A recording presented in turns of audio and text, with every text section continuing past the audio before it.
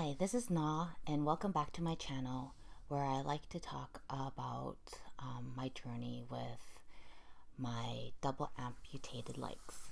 Um, so this is the video where everybody's been waiting for, where I tell the story about how I lost my legs and the timeline as to when I lost my legs. So it all started probably in April of 2016 when I started having feet pain. And more specifically, I had toe pain in my right leg, right foot. And so they misdiagnosed me a few times, thought it was an ingrown toenail, then they thought it was an infection. And then after that, the toe just started dying. It started turning black. My family doctor tried to manage the pain. I was put on a lot of pain medication. Sorry about that. So anyways, my family doctor tried to manage the pain. It lasted for quite some time. I went through the infectious diseases department at the hospital because they thought I had some infectious disease in my foot, which I didn't. I was put on several rounds of antibiotics, didn't work. And throughout this whole time, my toe just continued to die and continued to cause a lot of pain. Come October, November, December, my coworkers can say that I was pretty much in pain. I couldn't wear my normal shoes anymore. I had to wear like flip-flops, and then winter came, and then I bought like these giant boots to wear because I couldn't fit into my shoes because it was so painful. Then I started working part-time because my doctor thought I needed to elevate my feet more. And then ended up going on to short-term disability. Then I went back to work because I felt fine. Well, not fine, but I felt like the pain medication was actually managing the pain. And then all of a sudden one day I went on short-term, and then I never came back.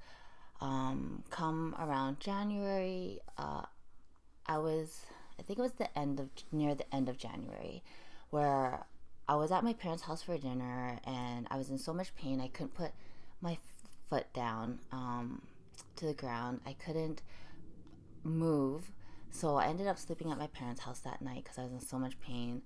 At that time, I was on fentanyl, I was on morphine, I was on a like ridiculously high amounts, and then I learned that your body kind of adjusts to the pain medication that you take. So the more you take doesn't mean that you'll overdose. So there's no really overdose threshold, where I kept asking the pharmacist, is there a threshold that I shouldn't go over? And he's like, well, no, it's your body. Your body will tell you when you've gone over.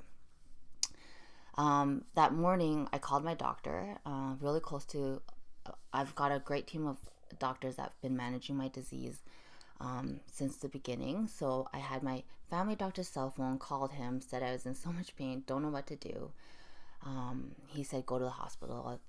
He couldn't prescribe me any more pain medication. So I head off to the hospital, and I'd been there before, had been there, sent to the emerge before, and they had sent me home on just more pain medication. So at this point, I was really frustrated and emotional, and I felt like if they send me home again on more drugs, I just don't know what to do. We had already pulled strings, and I had an appointment to see an orthopedic surgeon, and I kind of knew that the solution was probably going to be amputation. Had gone to see a vascular surgeon. He said it was the microvascular system, and they can't really do anything to fix the micro system. So going in the hospital, and then things started, in my memory, things started to come and go. Don't really remember much. In February, it was blank for me. Pretty much February was, I was there, but I wasn't there.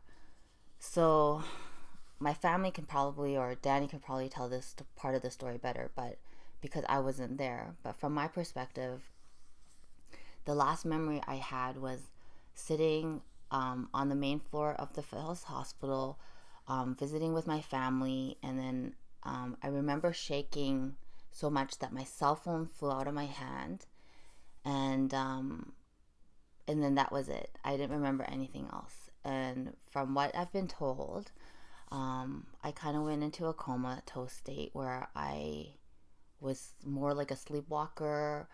I wasn't really mentally there. I don't remember most of February. Um, my They ended up having to call code 66 in the hospital for me, which is basically the code below code blue. It's pretty dangerous. You're at a dangerous point where you haven't arrived at cardiac arrest, but close to. So I was pretty much in what Danny keeps calling a coma state, where I wasn't very aware. I was hallucinating. I had hallucinations. I had paranoia. I basically had overdosed on the amount of opioids I had been taking. My kidneys, which already weren't working that well, couldn't filter them out quick enough, so I ended up overdosing on opioids. And then for the month of February, which was really blurry to me, I remember certain things, but I definitely did not live in this world. Like, it was this world but altered. And it was a glimpse into what a person who was addicted to opioids would feel, I'm assuming. They ended up Danny said they had to restrain me because I was a danger to myself. They had to do a round of emergency dialysis, and then they amputated my leg and did another emergency dialysis. And then after the second round of dialysis, I started coming back, but I couldn't remember my family. And during that time, it was probably the hardest, because they would come in and they would be like, "Do you remember me?" And I'd be like, "No." Like, I would remember some and I wouldn't remember any. I remembered my nephew, but I couldn't remember my sister. But over the next few days after that, memory started coming back and I started remembering everybody.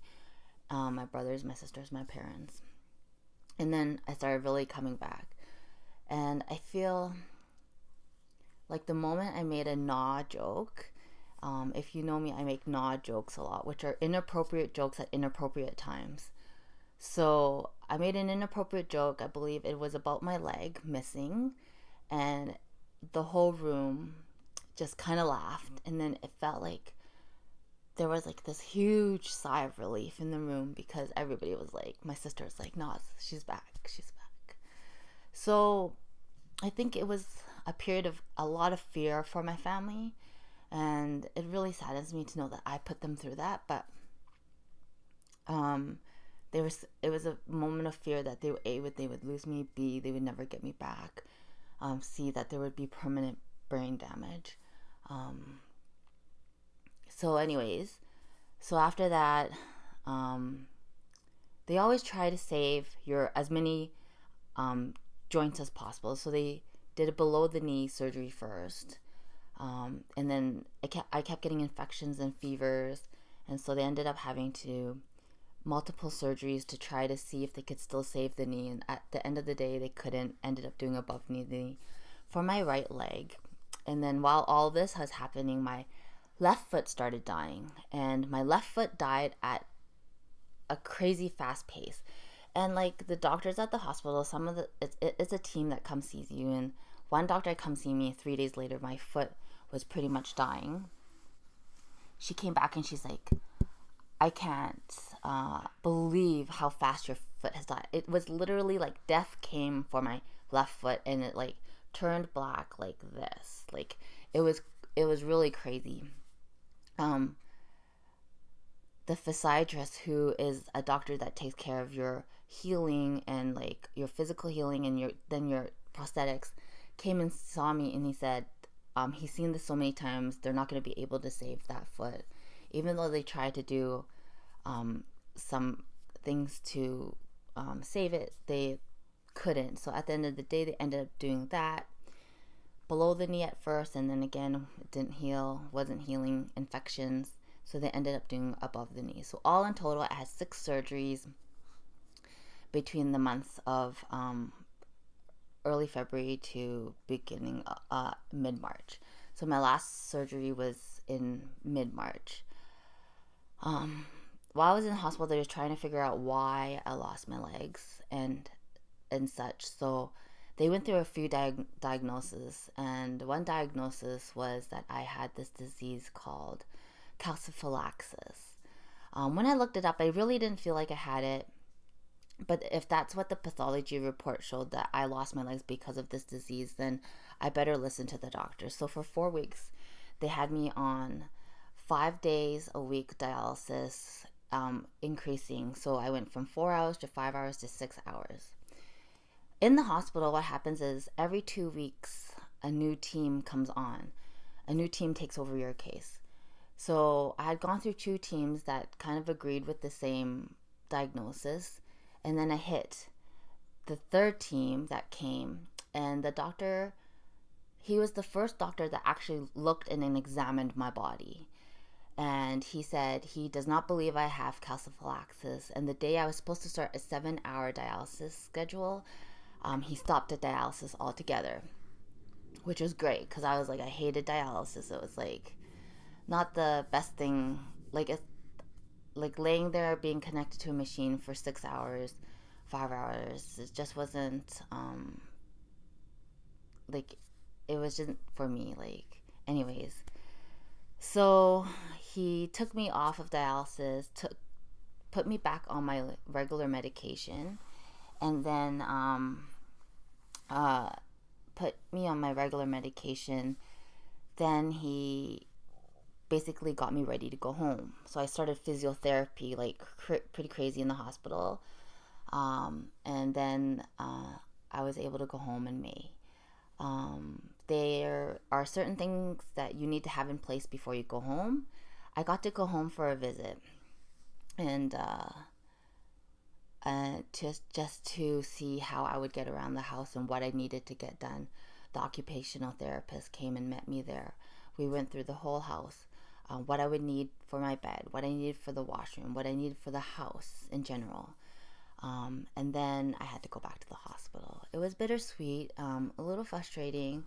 I got to see my dog Peanut, who I hadn't seen in 2 months. And then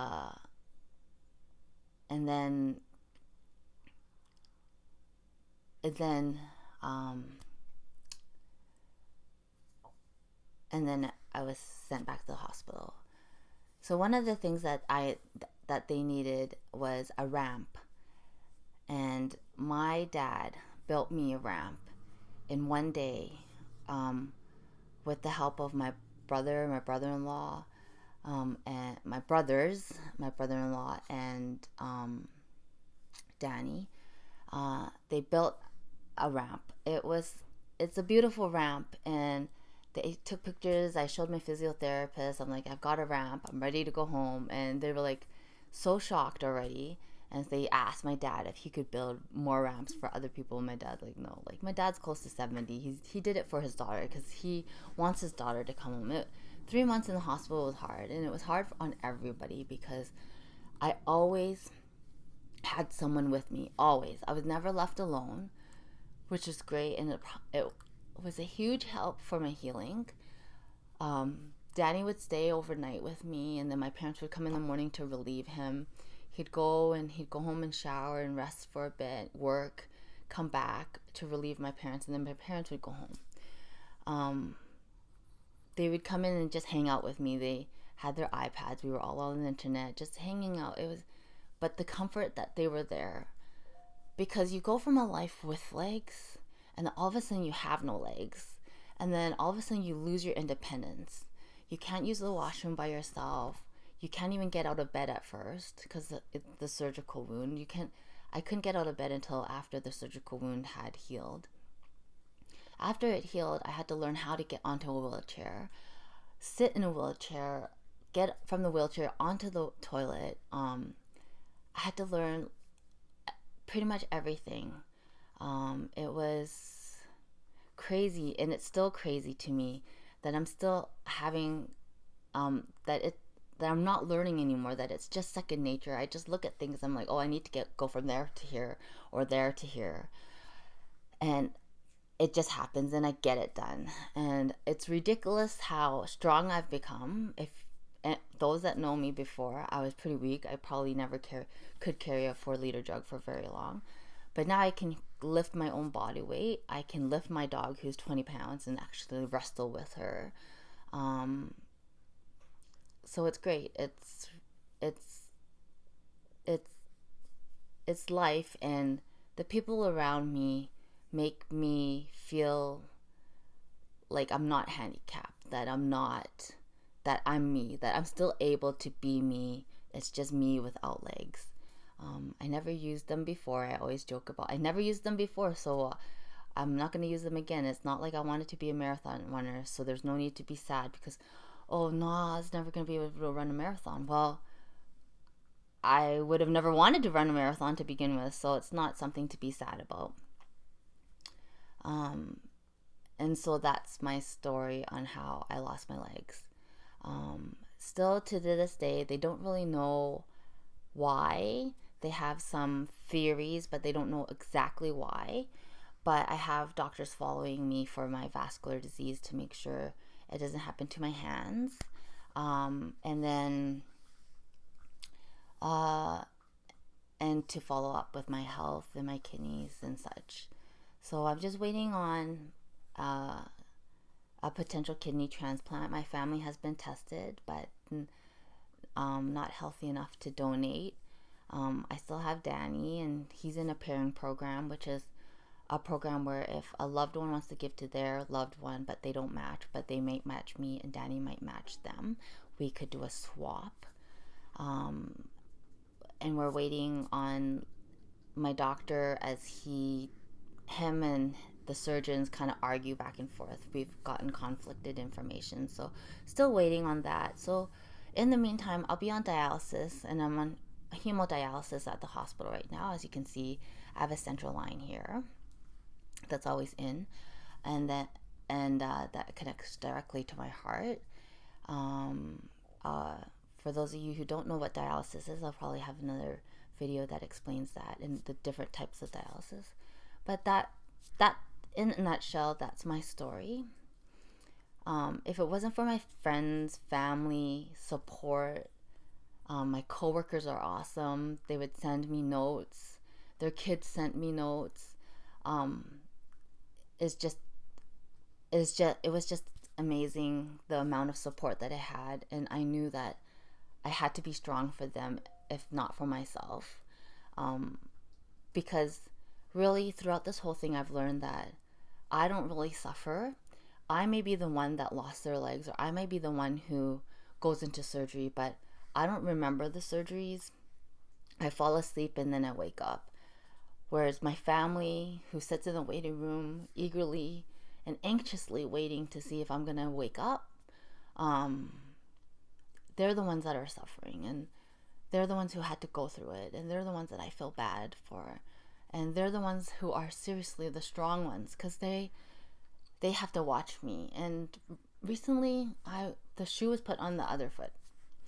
My younger brother broke his leg, and he was in the hospital, and I knew he was going to be fine. But as soon as I saw him after surgery, I tried to keep it together, but it really hit me here, and because it really made me realize just how much fear and how much anxiousness that my family went through when each time I went into surgery, and it was 6 times, and the fact that they almost lost me when they called code, and how scary that is for them. They really went through more than I did, and they are strong, and I think that they are so much stronger than me to be able to do that, and to be able to come visit me every day in the hospital and look at me and not cry, even though I was in so much pain and there was nothing they could do about it. So really, I thank them, and I thank my family every day, and I thank Danny every day, and I thank my siblings, and I thank my friends and family, because it's for them. This is for them.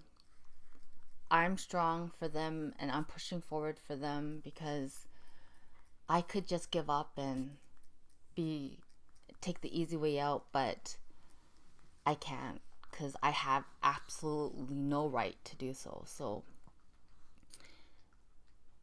that's my story about losing my legs.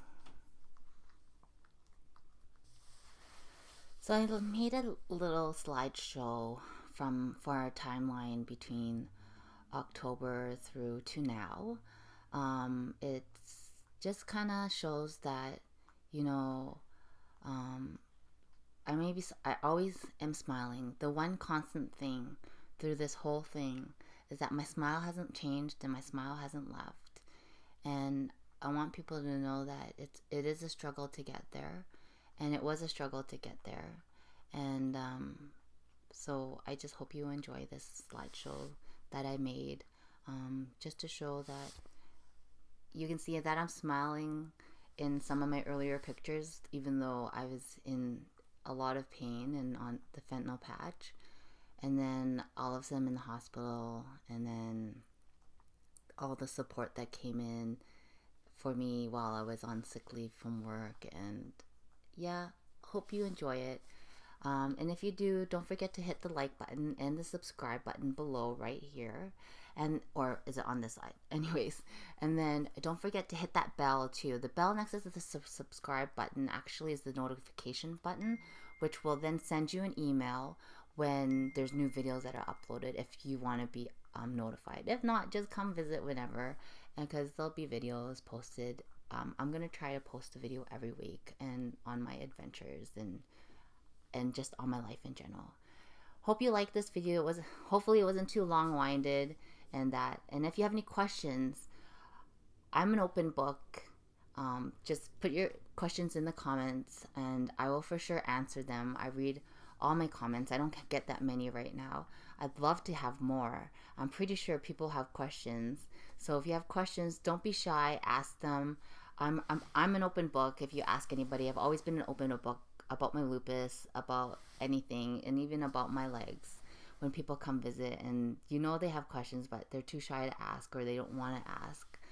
And so just put them down below. I'll answer them. There's no question that's too personal. I'm not like that. I'll share any detail that you want. I try not to share them out in open like this in case people don't want to know. But if you specifically want to ask a question, or you're an amputee out there and you have questions, just put them in the comments and I will answer them. Thanks, and I hope you enjoy the slideshow.